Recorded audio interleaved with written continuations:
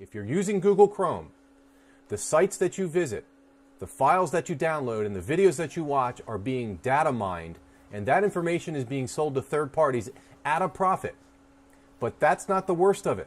Watch this.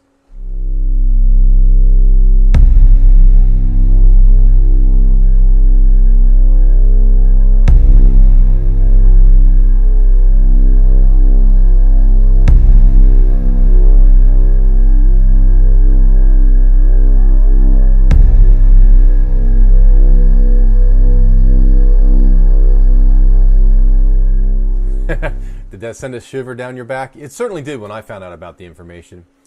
When you're using Google products, your personal data is the price you pay to use that software. Did you know that the code for Google Chrome is free for commercial use?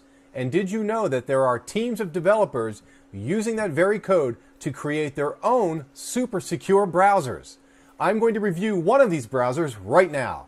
Stay tuned for the details.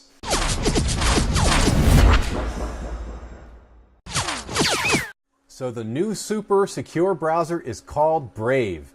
The browser was founded by Brendan Eich, the inventor of JavaScript and the co-founder of Mozilla. The browser has a built-in ad blocker to give you the fastest internet browsing experience possible while providing a deep level of security and privacy protection. The Brave browser also has an interesting content payment system which will finally pay users for reading content. Payments use the Basic Attention Token, or BAT. Both users and publishers will finally be able to make money reading and creating content. Payment transactions use something called Ethereum. This blockchain-based transaction management system will stop any theft during the payment process. The thought of making money online is extremely exciting, but currently the payment process is a little clunky and a little bit complicated, so they have some improvement to sort of apply to that at this current time. But all I really want is security and privacy, and that's why I've chosen Brave. Okay, so here is the browser for the first time. This is typically a screen that you would see. It's got kind of a Windows 10 look and feel. In the upper left-hand corner is really what will attract your eye right away.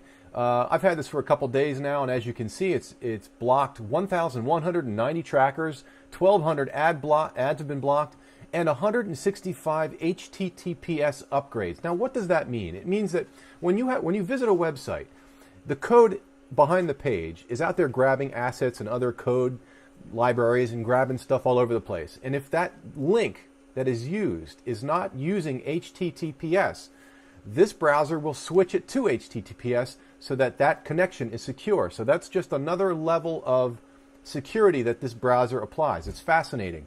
And then finally, it gives you the total time it saved when it blocks all this stuff. It's like a cumulative time-saving little parameter there. It's pretty cool. Now, down in the lower right-hand corner, we have a little gear, a bookmark icon, and a history icon. So if you click any of these, it'll take you there. We're going to go to the settings and run through the settings right now, so I'll click that gear. Okay, here we are in the preferences page. This is very comprehensive. It's very self-explanatory. I'm just going to touch on what I think is important. Here we are in the general section. The system's going to want to know what it shows you when it opens up the browser for the first time and what it shows you when you open up a new tab for the first time. That's done right here. You can designate a home page with this area here. You can put in any link you want. If you want to have a home page icon, it's that little house that shows up when you click that parameter there. It wants to know where to save your files. Obviously, that's set up right there. Bookmarks tab. This is the area that allows you to drag in little quick links at the top of the view area. If you turn it off, you'll see it goes away. See it there? If I turn it back on and then drag this link into that area, you get a little plus sign, and boom, it drops that link right in there for fast reference. Zoom level is cool. You can designate a larger zoom level if you have a hard time seeing the screen, which is really great. And you can import your browser data, and it will ask, you can control whether or not it asks you to make it the default. I've already done that. I'm sold on this browser. This browser is fast as hell. I love it. Okay, so now we're in the search area under preferences, and before I dig into this, I just want to show you what you have available in respect to the types of tabs you can open up in the browser. If you press and hold the plus key here, you have a new tab, which is normal security and privacy, a privacy or a private tab, which is even a higher level of security and privacy, a private tab with Tor, which means you're going out and you're visiting a computer, and from that computer you're surfing the internet, which gives you even more privacy. a new session tab, which I'm not really clear on, and then a new window, which opens up a whole new browser window, okay? So that's what that means. So as you can see here, you can designate what will be used in a normal tab. So if I select, say, Bing versus Google, that's what it uses as the search results when you open up that new private or new tab. Now you can select DuckDuckGo, which is a unbiased, it's known for being unbiased search results, by selecting both of these for both the private tab and the private tab using that Tor thing I was talking about, right? So I would highly recommend you turn those on. And in respect to the search bar options, that's purely self-explanatory. Go ahead and have fun playing with it. It's purely up to you. Okay, here we are in the tab section real quick. Number of tabs per set. So what is a set? A set is a group of tabs. So in Chrome, you'd have to hit this arrow in the upper right-hand corner to view your next group of tabs. But this browser gives you buttons at the top. See these two orange buttons? You can click them and go to the next set. So this is asking you how many tabs do you want to see in each available set. So right now I have it set to 20. If I had it set to 6, we'll see more buttons at the top. See? Now we have a bunch more. Now we can click through here. But see, in my philosophy is to see as much data up front, reducing the amount of clicks as possible. So I'm either in the 20 or the 100, which I think is a little bit overkill. So I just set it at 20 for now. And I have 2 sets. So that's cool. When closing an active tab, I have it selected to select the next tab. That's sort of what your brain thinks anyway. Switch to new tabs right away. That's another thing that your brain assumes when you select a new tab. You want to go to that new tab, so I have that selected. Show tabs in the page theme color. I really don't see any value in that. It only really seems to affect the tabs created by Brave and not normal tabs, so I've turned that off. Show tab previews on hover. It's kind of a new thing that they offer. All you have to do is hover over top of the tab and you can see a preview. It's pretty cool. It could be slightly confusing because you're not actually going to the page until you actually click the tab. So, you know, I don't know. Is it really that cool? It's kind of, I don't know, a bells and whistle kind of thing. I don't know if it's necessary. Tab preview delay, I recommend you make it none just so that it gets you there faster. And the dashboard show images. Remember when I first showed you the load page, it showed you the nice beautiful bridge and the statistics in the upper left-hand corner? Well, you can turn that image off and it will load the page quicker because it doesn't have to load that enormous photo. So it's purely up to you. I kind of like to see the image, so I'm a visual guy, so I left it on. Okay, Brave Sync is where you can sync encrypted browser data and send it to other devices. You do that here. The next section is payments. Remember I told you that this was a little bit clunky and it's still in development. If I turn it on, it says the Brave payment server isn't even working. So there's proof positive right there. The next part is extensions. Now, Brave has limited the amount of extensions available. Thankfully, it has the LastPass extension, which I use all the time. Dashlane is another one, password management system. There's a bunch of password management things in here. You got a PDF viewer, which is great, and a torrent viewer, which allows you to view torrents directly in the browser. If you want more extensions installed, unfortunately, you're going to have to go through some steps to pull it off. There is a gentleman, his name is Arctic Viper. He explains how to do this in detail with this video here. I will drop this video in the description so you can figure it out. Essentially, if you boil it down, what it allows you to do is install an extension inside the folder used to power these individual extensions. You only have 10, so you can only install 10 of your favorite extensions into the browser. Developers, if you are hearing this video, please create some kind of repository where extensions can be analyzed, and if they pass a test, you will allow them to be installed. I think that would be a super great idea, so please consider that kind of thinking. If there's any improvement, it's the payments and the extensions that need to be worked out for this browser. You guys iron this out, and you've got a rock star browser, let me tell you.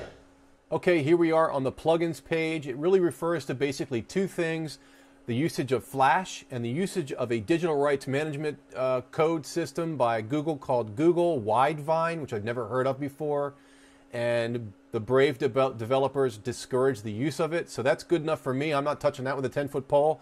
The Flash, if you must use Flash or view Flash on a website, I highly recommend that you install it from this Adobe link that they have provided. and it will download a version called Pepper Flash, which I've never heard of before. So install Pepper Flash, enable the Flash so that it will run on the browser, view your Flash, then come back here and shut that sucker off because it is a security problem. Flash is being used commonly for malicious activity. It is best that it is not running on your browser. Okay, here we are at Shields. First thing is to select block ads. You can allow ads and tracking, block ads, or show Brave ads. I default to just blocking ads. Cookie control, block all third-party cookies. Fingerprinting protection, block all fingerprinting. Select HTTPS everywhere, that's important. Do not select block scripts, that will crash websites. Block phishing and malware, I think that's obvious. Manage ad block settings. Okay, ad block settings. If you click this, it gives you the option to select ad blocking based on country. Now, I select China, India, right here, and Russia. And the reason why I don't select them all is because it says here, warning, turning on too many will degrade performance. So, you want to just make an intelligent selection here. Back to preferences, display block count badge on Shields button. So what is the Shields button? So if you go to CNN, this little lion's head here is the Shields button. If you click it, whoa, 30 ad trackers blocked for CNN. My God. Woo, man, that's bad news. So anyway, when you click it, you get this window that shows all the stuff it's blocking. So if I go back to preferences here and turn on display block count badge and I go to CNN, it gives you the total number of blocked elements for this page right there, that little number. That's what that controls. And then finally, use the compact panel. If I turn that on and go back over and click the lion's head, it just gives you a more compressed window to show you the details, which I personally like. So that's a good selection. Okay, we finally have the advanced tag. I'm not really sure why they call it advanced. It's really not advanced parameters per se. I'm just going to go through and give you my recommendations. Select use hardware acceleration when available, smooth scrolling, the toolbar and UI element scale. Basically what that does is just makes that top area a little bit bigger there. I just turn it up and I'll put it back to normal again. It gets pretty big when you supersize it, which is not that cool. I just make it normal. Swipe navigation distance, I don't know, I don't touch that really. URL bars, options, always show the URL bar, absolutely. You want to see the full address. Use the wide bar, that way if the address is super long you can see it. Language is English, enable spell check, absolutely. And that's it. So in closing, I want to show you a background image that I found from the Brave website. Here are two dudes who have no clue what's really going on. They have product SKUs on their foreheads. The girl in the center of the image is a Brave user. She obviously is independent, has integrity, self-worth, intelligence, strength, and awareness of the big picture. Let's all be like her. If you like this video, subscribe, ring the bell for new weekly releases. Give this video a thumbs up so others can find it. Also, if you have a better browser or you have an opinion about this browser, shoot your comments below. Your opinion matters to me and others who are visiting this video. This is Scott Victor from Blue Fox Creative. Stay strong, keep fighting, and keep the faith.